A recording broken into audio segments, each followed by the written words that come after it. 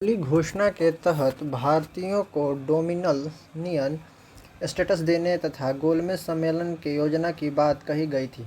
यह घोषणा किस गवर्नर जनरल ने की थी? लॉर्ड इरविन ने।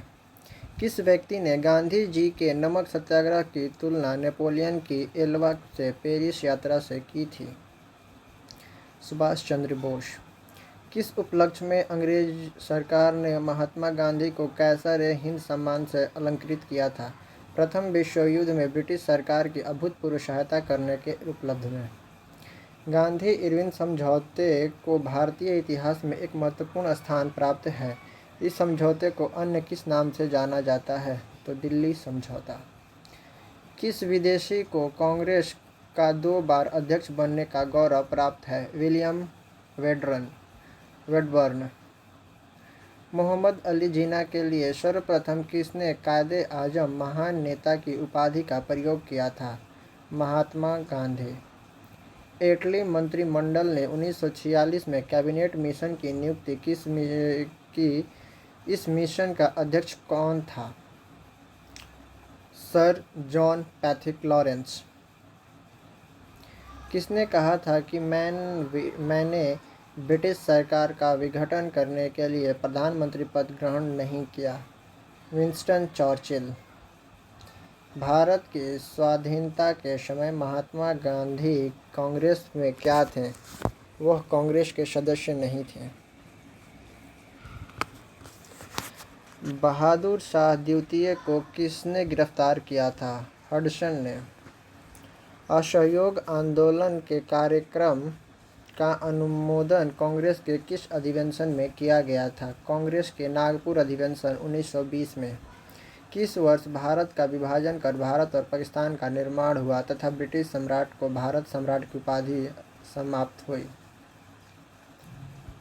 1947। किन 2 लगातार वर्षों में कांग्रेस अधिवेशन के अध्यक्ष अंग्रेज थे?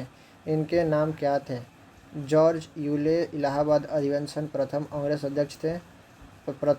अध्यक्ष थे और सर विलियम वेडरबर्न जो कि मुंबई अधिवेशन में अंग्रेज अध्यक्ष थे। शिमला का सन्यासी नाम से कौन विख्यात थे? ए.ओ. होम। बम्बई की त्रिमूर्ति नाम से विख्यात थे फिरोज शाह मेहता, के.टी. तेलंगन और दादा भाई नौरोजी।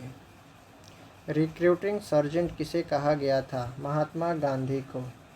किस योजना ने सर्वप्रथम अल्पसंख्यकों की समस्या के हल को राष्ट्रीय स्वतंत्रता के मार्ग में बड़ी रुकावट के रूप में लाकर खड़ा कर दिया था?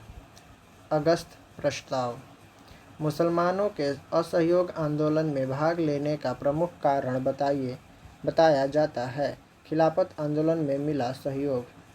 भारतीय रियासतें शेष भारत से अलग होकर नहीं रह सकती। रियासतों के भविष्य का निर्धारण करने का अधिकार जिस जनता को है वह जनता निश्चय ही रियासतों की होगी।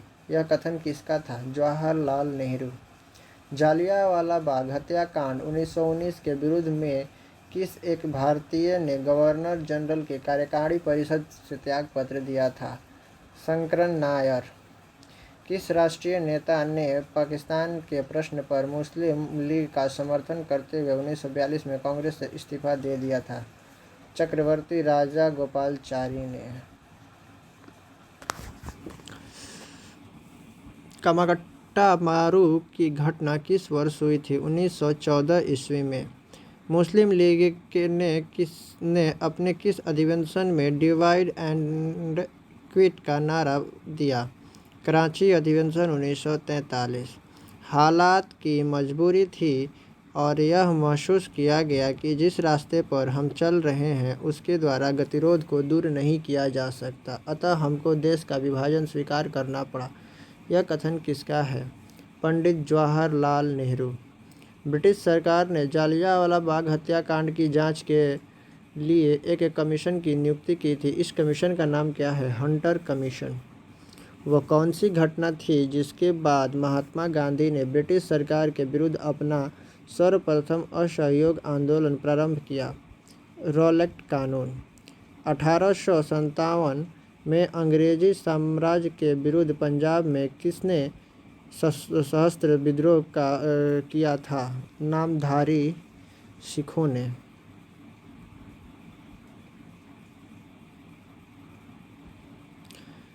Glimpses of the world history के रचयिता कौन है? पंडित जवाहरलाल नेहरू।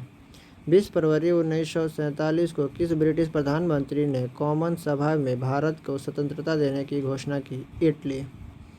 1905 में बंगाल का विभाजन किसके द्वारा किया गया? Lord Curzon.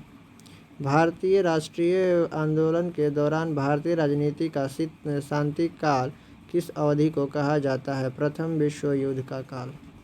1916 का लखनऊ पैक्ट किन किन के बीच हुआ था? कांग्रेस तथा मुस्लिम लीग के बीच। धन्यवाद।